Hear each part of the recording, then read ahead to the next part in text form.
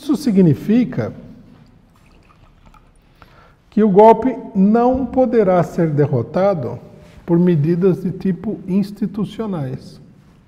Eleição para presidente, por exemplo, né?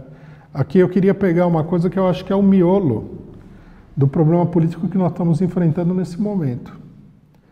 Os dirigentes do PT, eles dão a entender que a eleição do Lula seria a derrota do golpe. Colocado assim, é verdade. Se o Lula fosse eleito, não sei se o golpe seria derrotado de conjunto, né? Porque sempre há a possibilidade de que ele seja eleito e derrubado na sequência, mas seria uma derrota para os golpistas, não há dúvida nenhuma. Mas o problema aqui consiste no seguinte: os golpistas vão permitir que simplesmente através do jogo dos mecanismos institucionais a esquerda e o Lula imponham a eles essa derrota? Logicamente que não. Seria de uma infantilidade total. A burguesia controla a eleição e não vai permitir que isso aí aconteça. Isso quer dizer o seguinte, que mesmo essa solução aparentemente institucional, que é a vitória eleitoral do Lula, ela só é possível se houver uma mobilização de características já revolucionárias que obrigue a essa solução. Por exemplo, a burguesia só aceitou o governo Evo Morales, o governo dos Kirchner na Argentina, o governo do Chávez, porque ela tinha medo da mobilização revolucionária das massas que havia justamente acabado de acontecer. Sem a mobilização dos operários bolivianos, quando deu a crise do governo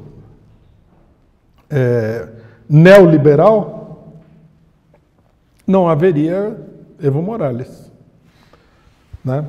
O governo Evo Morales existiu porque houve uma crise, houve mobilização popular, a mobilização popular ultrapassou todos os mecanismos de contenção do regime político e a burguesia, entre dar uma saída de estabilidade para a crise, o imperialismo e a burguesia, e deixar o país numa crescente instabilidade, preferiu dar uma saída com um governo de esquerda que ela sabia que não ia expropriar a propriedade privada, não ia ir longe demais, né, no que diz respeito aos ataques ao imperialismo e ao capitalismo de um ponto de vista geral. Caso contrário, esses governos nunca teriam existido.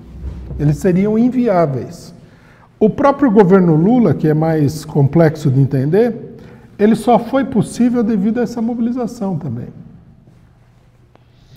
Quando nós temos a eleição de 2002, nós temos uma situação que é a seguinte: nós já tivemos o Levante Popular na Venezuela, nós já tivemos o Levante Popular na Argentina, na Bolívia, no Equador, e no Brasil nós temos uma situação de crise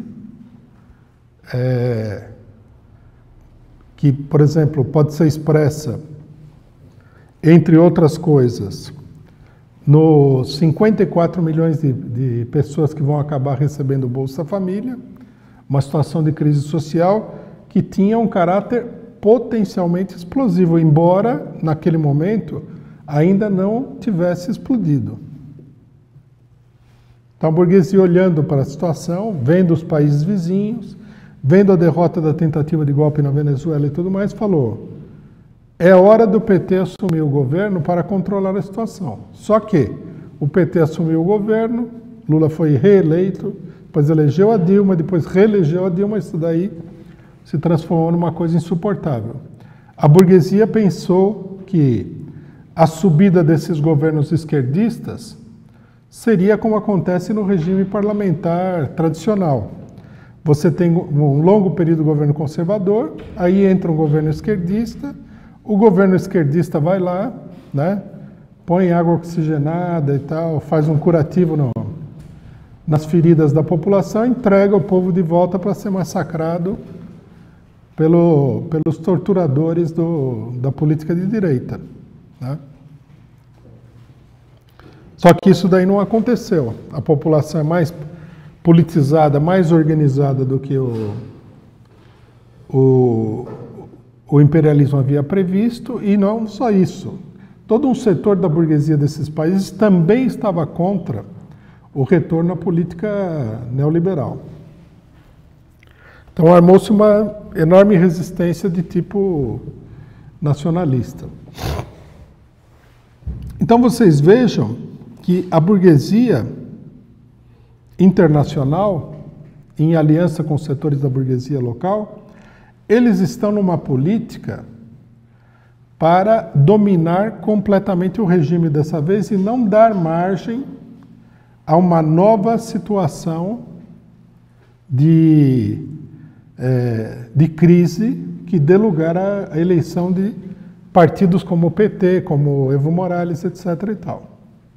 Só a mobilização das massas é que pode mudar o quadro.